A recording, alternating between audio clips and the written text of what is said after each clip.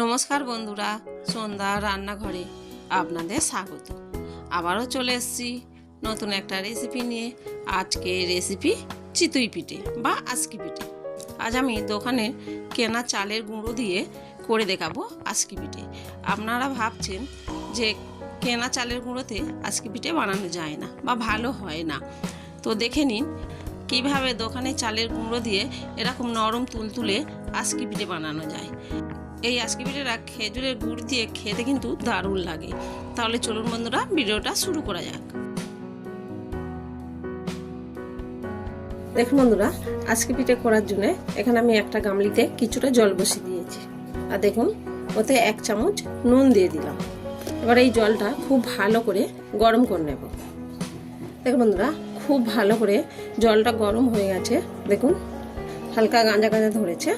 এর থেকে বেশি গরম করব না, বন্ধ করে দিচ্ছি গ্যাসটা। আজকে পিঠে করার জন্য এখানে আমি কলের শুকনো চালের গুঁড়ো নিয়েছি, দোকান দিয়ে কিনে এনেছি। তো এতগুলো আমি সব দেবো না, যতটা লাগবে ততটা দেবো। আর দেখুন বন্ধুরা, এখানে আমি একটা ডেকচি নিয়েছি। এই ডেকচির মধ্যে অল্প অল্প করে চাল নেব আর গরম জল অল্প অল্প করে দেবো আর মাখাবো। দেখুন বন্ধুরা, এবার আমি চালের গুঁড়োটা দিয়ে দিচ্ছি।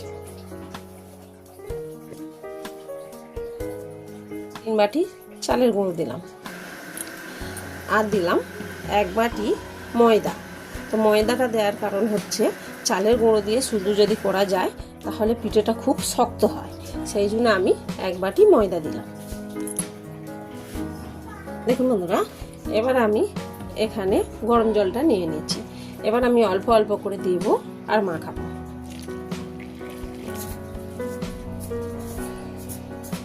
তবে আপনারা কিন্তু দেখবেন হাতটা বুঝে সুঝে দেবেন, হাত ছোঁয়া মতন দেবেন।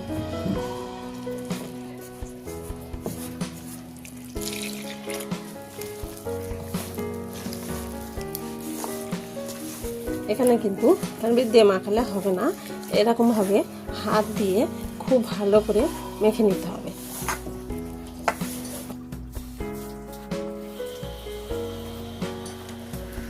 এইভাবে খুব ভালো করে চটকে চটকে মেখে নেবো। দেখুন এইভাবে থেসে নিতে হবে, তাতে করে পিঠেটা খুব ভালো ফুলবে।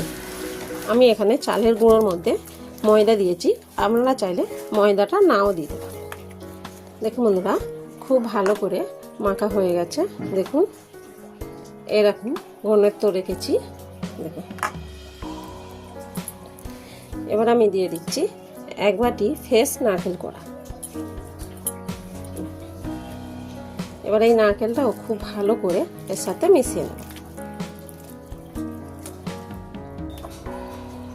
এবার আমি এটা চাপা দিয়ে রেখে দেবো, রেখে চলে যাব অন্যের কাছে। দেখুন বন্ধুরা, আজকে পিঠে বানানোর জন্য এখানে আমি মাটির একটা সোড়া নিয়েছি। দেখুন এর মধ্যে খোপ খোপ কাটা আছে। তো এইটা আমি আগুনের মধ্যে বসিয়ে দিচ্ছি উনুনে। এবার এই সোড়াটা আমি গরম করতে দেব। দেখুন বন্ধুরা, এর মধ্যে আমি একটু সাদা তেল নিয়েছি বাটি করে, আর এখানে দেখুন কলা গাছের একটা ডাগ নিয়ে এখানে আমি নোড়া দিয়ে থেতো করে নিয়েছি। দেখুন ছাতরে গেছে। এবার এইটা আমি এই বাটির মধ্যে তেলে ডোবাবো, আর এখানে তেলটা বুলিয়ে দেব।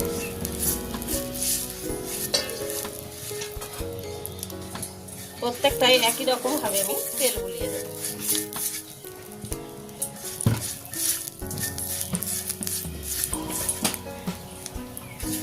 এরকম কলা গাছের ডেগো নিলে খুব ভালো হয়, যেহেতু উনুনে রান্না করা তো হাতে তেল লাগবে না। দেখুন বন্ধুরা, এখানে আমি একটা ডাবু নিয়েছি।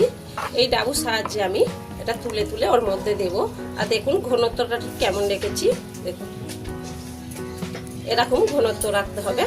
তো আমি এর মধ্যে এবারে ডাবু করে নেব। প্রত্যেকবারে দেবেন আর একবার করে এরকমভাবে নেড়ে নেবেন। তো আমি এইভাবে ডাবুতে করে তুলে দেখুন এই খোলার মধ্যে দিয়ে দিচ্ছি। 1 ডাবু করে দিয়ে দিচ্ছি।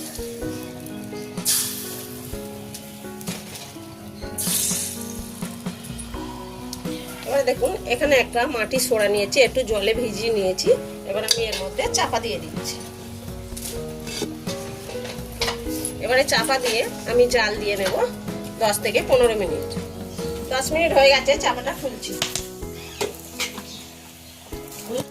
দেখুন বন্ধুরা কত সহজে পিঠেগুলো উঠে যাচ্ছে। দেখুন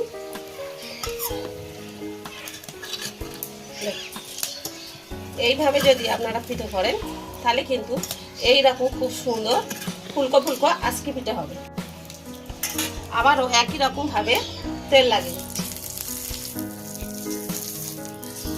তাহলে আপনারা দেখতেই পাচ্ছেন মাটির খোলায় কত সুন্দরভাবে আজকে পিঠে করা যায়।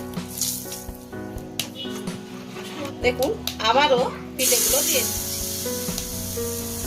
এই একই রকম ভাবে একই ডাবুতে করে দিয়ে দিচ্ছি, তাই জন্য পিঠেগুলো সব একই সাইজ হচ্ছে। দেখুন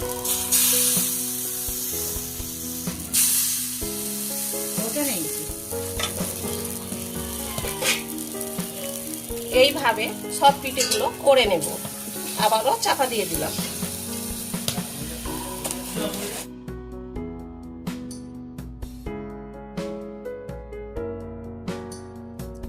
দেখুন বন্ধুরা এই খোলার পিঠেটাও হয়ে গেছে, আর দেখুন খুব সহজে উঠে আসছে। তো এইভাবে আমি সব পিঠেগুলো করে নেব।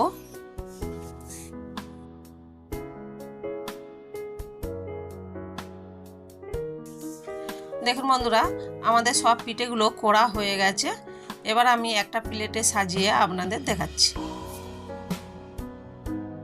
আপনারা দেখতেই পেলেন বন্ধুরা এই পিঠেটা বানানো কতটা সোজা, আর দেখুন কতটা নরম হয়েছে। দেখুন আমি একটা ভেঙে আপনাদের দেখাচ্ছি। দেখুন খুব সহজে ভেঙে গেল, কতটা ভিতরে জালিদার হয়েছে দেখুন। তো আপনারা এই পিঠেটা এই খেজুরের গুড় দিয়ে খেতে কিন্তু বন্ধুরা দারুণ লাগে। তো আপনারা এইভাবে একবার বাড়িতে বানিয়ে খেয়ে দেখবেন, আর আমার ভিডিও কেমন লাগলো কমেন্টে জানাবেন।